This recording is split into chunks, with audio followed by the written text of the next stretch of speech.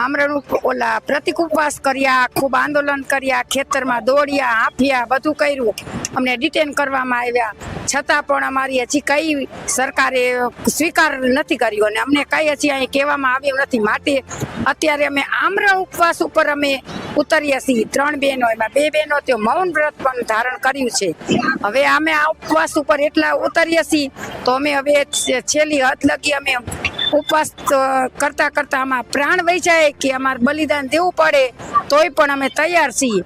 મુંડન અમે આ અદાણી પોર્ટ અદાણી વાળા કામ કરી રહ્યા છે અને કોઈ પણ જાતનો સાથ સહકાર અમે ખેતરમાં જઈએ તો પ્રોડક્શન સાથે કામ કરી રહ્યા છે. અમે ના પાડીએ અને જ્યાં ત્યાં રસ્તા ન હોય, જે કાંઈ વસ્તુ ન જઈ શકે એમ હોય, અહીંયા કણે વસ્તુ અમારા ખેતરમાં મંજૂરી વગર ચાલી રહ્યા છે અને અમારા ભાઈઓ અહીંયા છાવણી નાખીને સૂતા છે, અનશન ઉપર વિતરા છે. બરોબર, ત્યારે અમે 15 થી 20 જણા એવું વિચાર્યું કે આપણે મુંડન કરીને વિરોધ કરીએ આપણે અદાણીનો, કે આ તોય સરકાર અદાણી સમજે તો સારું, નકર પછી આગળ કંઈક વિચારશું.